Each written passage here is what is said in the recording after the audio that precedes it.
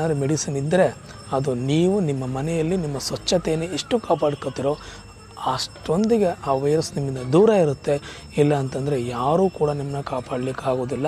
ಇದು ವೈದ್ಯರ ಮಾತು ಅಂತ ಹೇಳ್ತಾ, ಆದ್ದರಿಂದ ತಾವೆಲ್ಲರೂ ಕೂಡ ಮನೆಯಲ್ಲಿರಿ, ಮನೆಯಲ್ಲೇ ಇರಿ ಅಂತೇಳಿ. Welcome.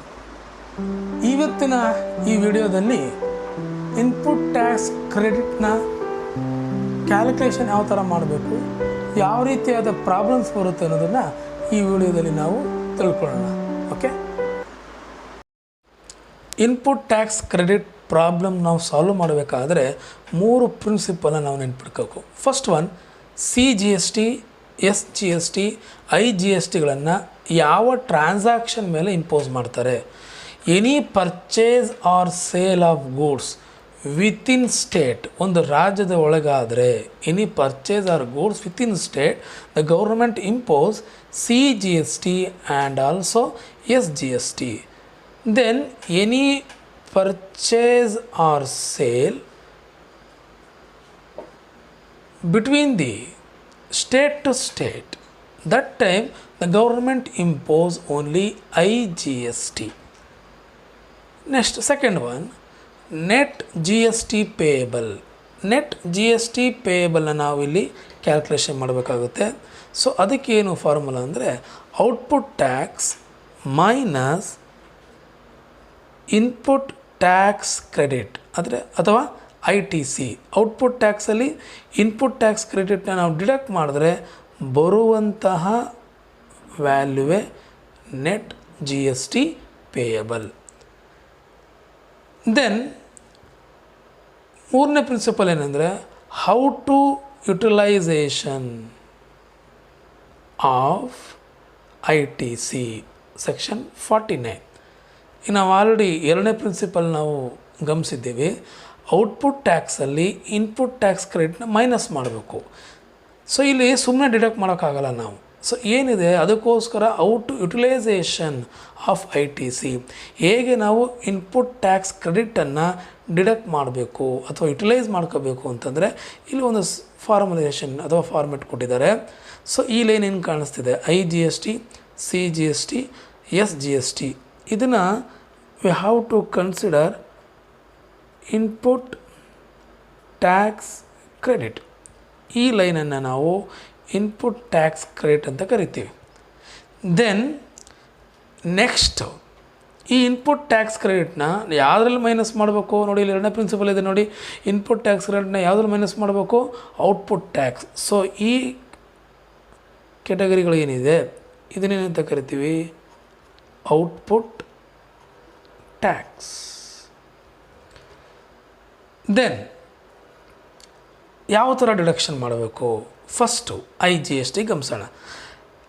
Input tax credit IGSTಯನ್ನು deduction ಮಾಡಬೇಕಾದ್ರೆ ಫಸ್ಟು ಔಟ್ಪುಟ್ ಟ್ಯಾಕ್ಸಲ್ಲಿರ್ತಕ್ಕಂಥ IGSTನಲ್ಲೇ ನಾವೇನು ಮಾಡಬೇಕು, ಡಿಡಕ್ಷನ್ ಮಾಡಬೇಕು. ಮೊದಲನೇ ಸ್ಟೇಜು. ಸಪೋಸ್ ಇನ್ನೂ ಬ್ಯಾಲೆನ್ಸ್ ಇದ್ದರೆ, if any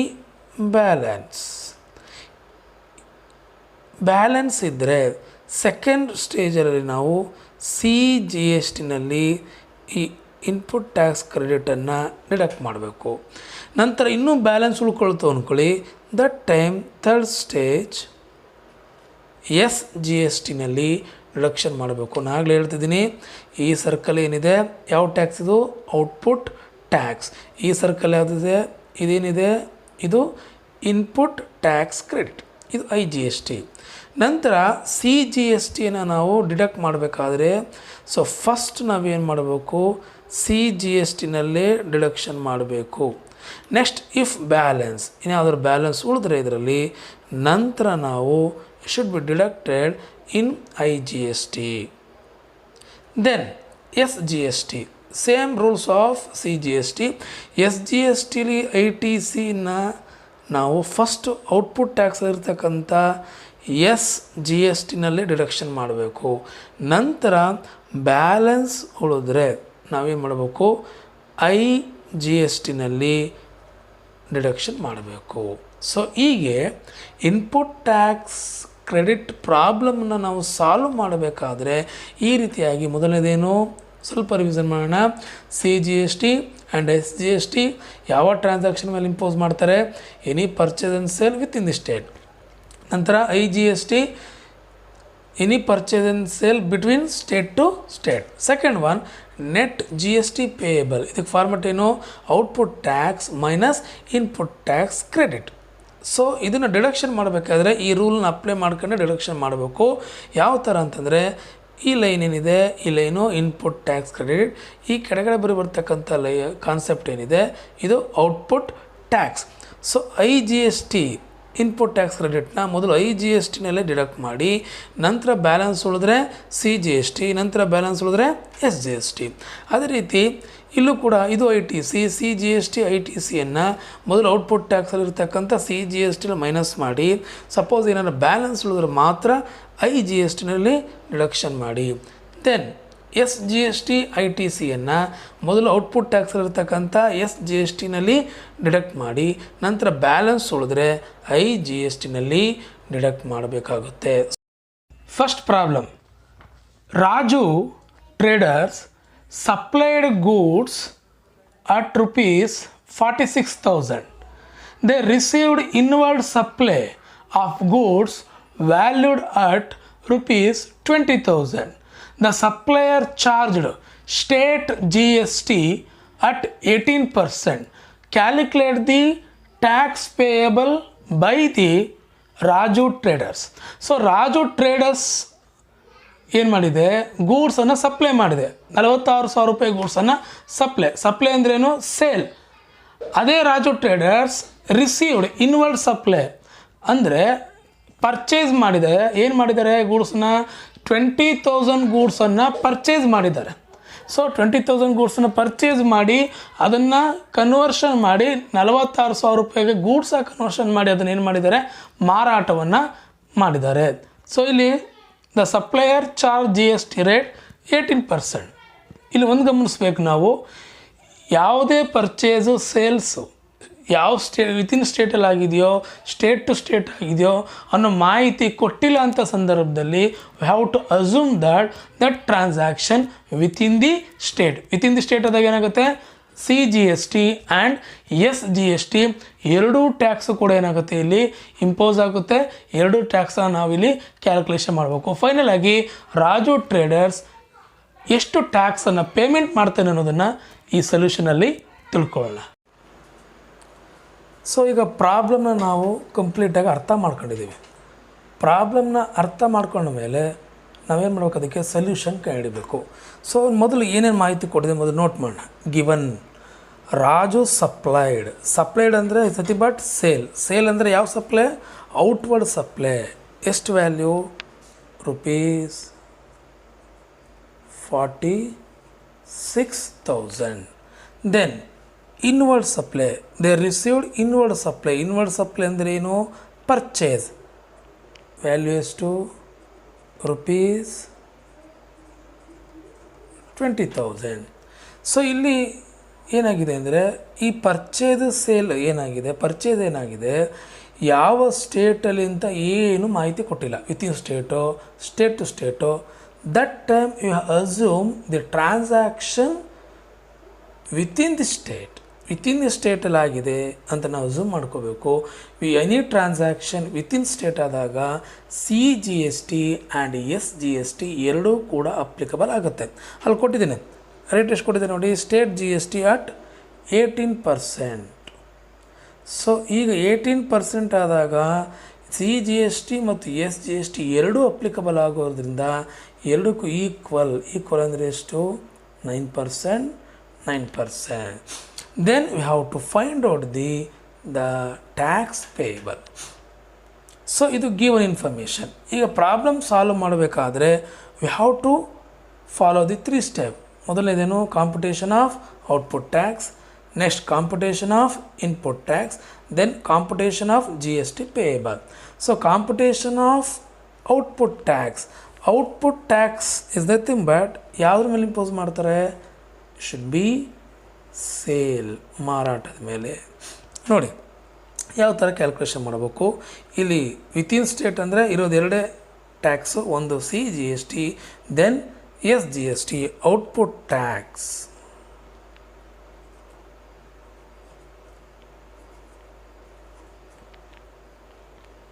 output tax on sale. So sale ಮೇಲೆ ಟ್ಯಾಕ್ಸ್ ಎಷ್ಟಾಗುತ್ತೆ ನೋಡಿ, ಇಲ್ಲಿ 46,000 ಇಂಟು, ಸೊ ಆಲ್ರೆಡಿ ಏನು ಹೇಳಿದೆ ನಾನು, 18% ಇದ್ದರೂ ಸಹ CGST ಮತ್ತು SGSTಗೆ ಅಪ್ಲೈ ಮಾಡಬೇಕು. ಎಷ್ಟಾಗುತ್ತೆ 9%, ದೇರ್ ಫೋರ್ 9/100. ಸೊ ಕ್ಯಾಲ್ಕುಲೇಷನ್ ಮಾಡಿದಾಗ ಎಷ್ಟು value 4,140. You should be entry equally 4,140. So ಅಷ್ಟೇ ಆಗುತ್ತೆ 4,140, 4,140. ಸೊ 4,140 ಇದು ಯಾವ tax, it is output tax. Then computation of input tax. Input tax ಯಾವುದ್ರ ಮೇಲೆ ಇಂಪೋಸ್ ಮಾಡ್ತೀವಿ, input tax on purchase. Purchase ಮಾಡಿದ್ದೀನಲ್ವಾ, ಇನ್ವರ್ಡ್ ಸಪ್ಲೈ ಎಷ್ಟಿದೆ 20,000. ಸೇಮ್ ರೂಲ್ ಅಪ್ಲೈ ಮಾಡೋಣ.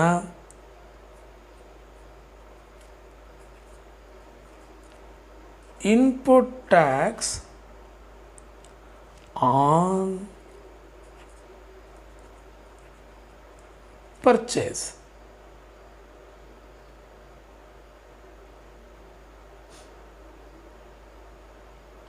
ಸೊ ಪರ್ಚೇಸ್ ಮೇಲೆ ಎಷ್ಟಿದೆ, ಪರ್ಚೇಸು 20,000. ಸೇಮ್ ಅಪ್ಲೈ ಮಾಡಿ. ಸೇಮ್ ಅಪ್ಲೈ ಮಾಡಿದಾಗ 20,000 ಬೈ 9% ಎಷ್ಟಾಗುತ್ತೆ 1,800 ಟೋಟಲ್ ಅಷ್ಟೇ. ಸೊ 1,800 ಏನಿದು, this is input tax. So ಈಗ ನಾವೇನು ಕಂಡು ಹಿಡಿದಿದ್ದು ಮಕ್ಕಳ, we find out the output tax and also we have to find out the input tax. ಈಗ ಫಾರ್ಮೆಟನ್ನು ಗಮನಿಸೋಣ. GST ಪೇಯಬಲ್ ಫಾರ್ಮೆಟ್ ಏನು ನೋಡಿ, ಇಲ್ಲಿ output tax minus input tax credit, ಇದು ಫಾರ್ಮೆಟ್ಟು. ಈ ಫಾರ್ಮೆಟ್ ಪ್ರಕಾರ ಅಪ್ಲೈ ಮಾಡೋಣ.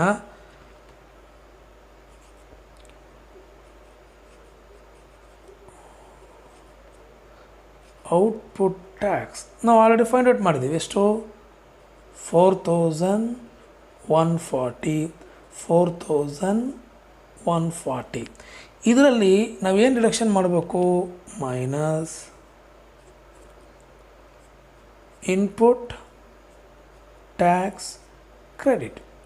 ಇನ್ಪುಟ್ ಟ್ಯಾಕ್ಸ್ ಕ್ರೆಡಿಟ್ ಡಿಡಕ್ಷನ್ ಮಾಡಬೇಕು. ಅಂದರೆ ಇನ್ಪುಟ್ ಟ್ಯಾಕ್ಸೇ ಏನಾಗಿ ಕನ್ವರ್ಟ್ ಆಗಿದೆ ಈಗ, ಇನ್ಪುಟ್ ಟ್ಯಾಕ್ಸ್ ಕ್ರೆಡಿಟ್. ಎಷ್ಟು 1,800. ಸೊ ಇದನ್ನು ಡಿಡಕ್ಷನ್ ಮಾಡಿದಾಗ 2,340. ಸೊ ಇಲ್ಲಿ ಕಾಂಪ್ಯುಟೇಷನ್ ಆಫ್ GST ಪೇಬಲಲ್ಲಿ ಏನು ಗಮನಿಸಬೇಕು ಅಂದರೆ ನೋಡಿ, ಔಟ್ಪುಟ್ ಟ್ಯಾಕ್ಸಲ್ಲಿ ITC CGST ITCನ ಔಟ್ಪುಟ್ ಟ್ಯಾಕ್ಸ್ನ CGSTನಲ್ಲೇ ಡಿಡಕ್ಷನ್ ಮಾಡಿದ್ದೀವಿ. SGST ITCಯನ್ನು SGST ಔಟ್ಪುಟ್ ಟ್ಯಾಕ್ಸಲ್ಲಿ ಡಿಡಕ್ಷನ್ ಮಾಡಿದ್ದೀವಿ. ಇಲ್ಲಿ ಈ ರೂಲನ್ನು ಅಪ್ಲೈ ಮಾಡಬೇಕು.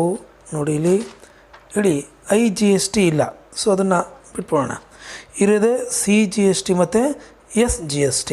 ಈ ರೂಲ್ನ ಪ್ರಕಾರ ನಾವು ಗಮನಿಸ್ತಾ ಇದ್ದಾಗ ನೋಡಿ, ಇಲ್ಲಿ CGST ಮೊದಲೆಲ್ಲ ಡಿಡಕ್ಟ್ ಮಾಡಿದ್ವಿ, ಔಟ್ಪುಟ್ ಟ್ಯಾಕ್ಸ್ನ CGSTನಲ್ಲೇ ಡಿಡಕ್ಷನ್ ಮಾಡಿದ್ದೀವಿ.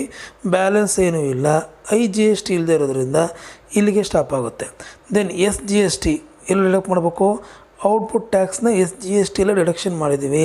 ನೋಡಿ, ಔಟ್ಪುಟ್ ಟ್ಯಾಕ್ಸು SGSTನಲ್ಲೇ, ITC SGST 1,800 ರುಪೀಸನ್ನು ನಾವಿಲ್ಲಿ ಡಿಡಕ್ಷನ್ ಮಾಡಿದ್ದೀವಿ. ನಾವು ಏನು ಪ್ರಾಬ್ಲಮ್ ಸಾಲ್ವ್ ಮಾಡಿದ್ದೀವಿ, ಅದೇ ರೀತಿ ಇದೆ, ಇದು ಮನೇಲಿ ವರ್ಕ್ ಮಾಡಿ. Rahul traders supplied goods at rupees 80,000. They received inward supply of goods valued at rupees 40,000. The supplier charged state GST at 18%. Calculate tax payable by Rahul Traders. ಇಲ್ಲೂ ಕೂಡ ರಾಹುಲ್ ಟ್ರೇಡರ್ಸು 80,000ಗೆ ಗೂಡ್ಸನ್ನು ಸಪ್ಲೈ ಮಾಡಿದ್ದೇನೆ, ಅಂದರೆ ಸೇಲು ಔಟ್ವರ್ಡ್ ಸಪ್ಲೈ. ಅದೇ ರೀತಿ inward supply ಅಂದರೆ purchase ಮಾಡಿದ್ದೇನೆ 40,000ಗೆ. So ಇಲ್ಲೂ ಕೂಡ ಯಾವುದೇ ರೀತಿಯ ಸ್ಟೇಟು ಕೊಡದೇ ಇದ್ದಾಗ ನಾವು CGST SGSTಯನ್ನು ಇಲ್ಲಿ ಅಪ್ಲೈ ಮಾಡಬೇಕು. ಇದು ಇನ್ಪುಟ್ ಟ್ಯಾಕ್ಸ್ ಕ್ರೆಡಿಟನ್ನು ಯಾವ ಥರ ಕ್ಯಾಲ್ಕುಲೇಷನ್ ಮಾಡ್ತಾರೆ ಅನ್ನೋದನ್ನು ನಾವು ಒಂದು ಪ್ರಾಬ್ಲಮಲ್ಲಿ ನೋಡಿದ್ದೀವಿ. ನೆಕ್ಸ್ಟ್ ವಿಡಿಯೋದಲ್ಲಿ ಡಿಫ್ರೆಂಟ್ ಪ್ರಾಬ್ಲಮ್ ನೋಡೋಣ. ಬಟ್ ಇಲ್ಲಿ ನೀವೇನು ಮಾಡಬೇಕು ಅಂತಂದರೆ, ಇದನ್ನು ಒಂದು ಸತಿ ನೋಡೋದು ಅರ್ಥ ಆಗೋದಿಲ್ಲ, ಪದೇ ಪದೇ ರಿಪೀಟ್ ಆಗಿ ನೋಡಿ, ಜೊತೆಗೆ ನೋಡ್ತಾ ಇರೋ ಜೊತೆಗೆ ಏನು ಮಾಡಬೇಕು, ಒಂದು ಶೀಟಲ್ಲಿ ಆ ಪ್ರಾಬ್ಲಮನ್ನು ಬರ್ಕೋಬೇಕು. ನಾನು ಏನೇನು ಕಾನ್ಸೆಪ್ಟ್ ಹೇಳಿದ್ದೀನಿ, ಏನೇನು ಕಂಟೆಂಟ್ ಹೇಳಿದ್ದೀನಿ, ಏನೇನು ಪಾಯಿಂಟ್ ಹೇಳ್ತೀನಿ ಅನ್ನೋದನ್ನು ನೋಟ್ ಮಾಡ್ಕೋಬೇಕು. ಸುಮ್ಮನೆ ನೋಡೋದು ಅರ್ಥ ಆಗಲ್ಲ. ನೋಡುವ ಜೊತೆಗೆ ರೈಟ್ ಮಾಡಿದಾಗ, ನೀವು ಬರ್ಕೊಂಡಾಗ ಮಾತ್ರ ಈ ಪ್ರಾಬ್ಲಮ್ ನಿಮಗೆ ಕ್ಲಿಯರಾಗಿ ಅರ್ಥ ಆಗುತ್ತೆ. ಜೊತೆಗೆ ಈ ವಿಡಿಯೋವನ್ನು ನೋಡಿದ ಮೇಲೆ ಸಬ್ಸ್ಕ್ರೈಬ್ ಮಾಡಿ. ಇನ್ನೂ ಹೆಚ್ಚು ಯಾರು ಇಂಟ್ರೆಸ್ಟ್ ಇದ್ದಾರೋ, ಯಾವ ಆಸಕ್ತಿ ಇದ್ದಾರೋ ಅಂಥವ್ರಿಗೆಲ್ಲರೂ ಕೂಡ, ಅಂಥ ಸ್ಟೂಡೆಂಟ್ಸ್ಗಳಿಗೆ ಈ ವಿಡಿಯೋವನ್ನು ಶೇರ್ ಮಾಡಿ. ನಮಸ್ಕಾರ.